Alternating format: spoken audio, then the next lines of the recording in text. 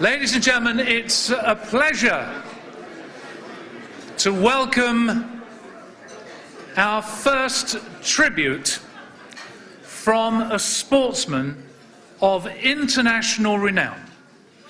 Ladies and gentlemen, a great goalkeeper and captain of the Old Wilsonian 7th 11. Would you please welcome Bob the Cat Bevan, a member of the Most Excellent Order of the British Empire.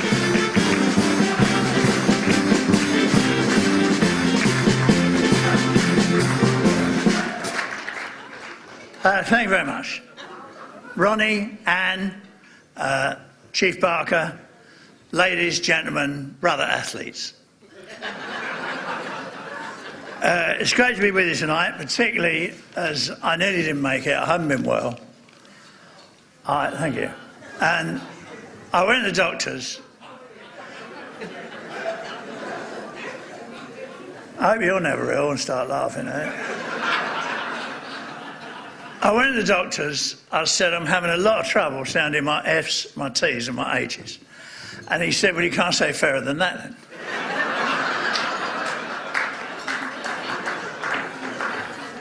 He said, I think you've either got dyslexia or arthritis. He said, I want you to go home and get a dictionary and look up dyslexia, and if you can find it, you've got arthritis.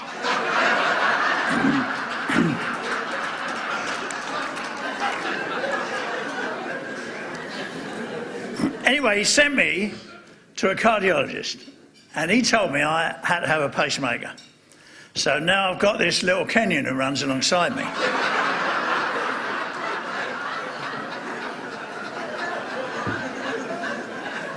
It's his night off tonight. Anyway, I'm here, as I'm sure all of you are, because Ron is my hero. We actually first met. I reminded him in a letter this week, which I didn't know I was going to be asked to say a few words, but we actually met in 1974. I had a proper job then, and I was working for a car-free company. I used to organise all the ship launchings. We always had a big do at the end of the launching, and we always had a big name cabaret. In 1974, I booked Ron at a do in Denmark. It wasn't an easy do. All the timing went awry. Everyone had had a very long day. Everyone was absolutely pissed. And he went on very late. I have to say, at the risk of creeping round him, I still think it's the best stand-up I have ever seen. He took the place apart. And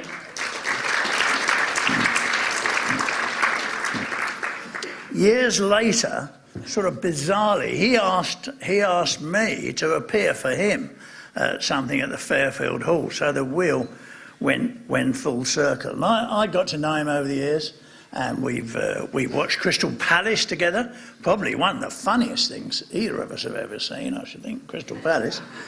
And okay, I'll wait while you just understand that one. Okay. Also, over the years, a sort of running joke has grown up between us.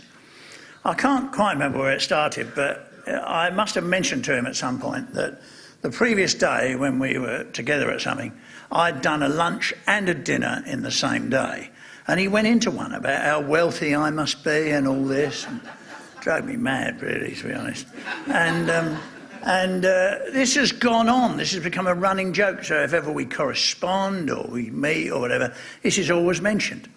One night we were at a party together and we were talking to Peter Alliss, the famous golf commentator. And Ron went into one, as usual, about Bevan doing several jobs a day and 2 jobs a day and how much money he had. And Peter Alliss stood and listened to all this. And then Ron moved away, thankfully. And I said to Peter Alliss, for Christ's sake, don't tell him, but last week I did 2 lunches and a dinner in one day. Unfortunately, Ron heard this and came storming back and went into one, could I lend him some money and all this sort of stuff. Eventually, I sort of shut him up and I said, look, I probably didn't earn as much in those 3 gigs as you would earn in one. And he looked at me and he said, could you take the word probably out of that sentence? So I've always thought, apart from being a great comic, he's a really nice bloke, but obviously he does have a bit of an edge.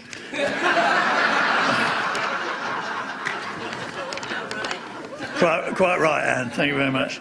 I was thinking of writing a really long poem about him, but then I thought that wouldn't be appropriate. And so I've written quite a short poem. I'm pushing me luck now, I know that's all right. And it goes thus. There's a Scottish city called Edinburgh where Flag Day takings are often quite bad. And a couple whose surname was Corbett lived there with young Ronnie, their lad.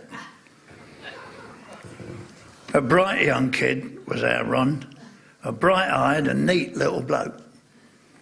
And if you put him in a big chair, he could tell you a rambling joke. No one got that? Okay, carry on. He grew up to bring laughter to millions. Yet he still kept his vigour and vim.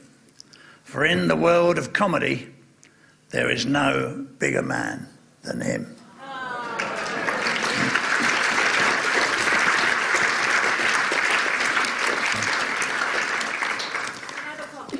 You certainly can. When I've finished, and you know.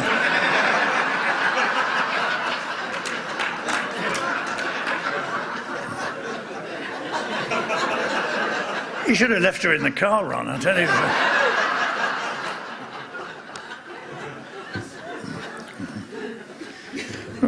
That's put me off now. We're about to see clips of his genius.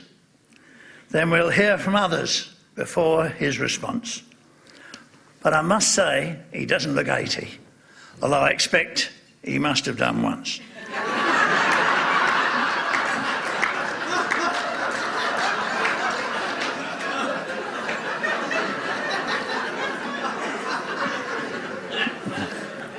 Got the wrong glasses here. So, Ron, more power to your elbow, as for the next decade you get set.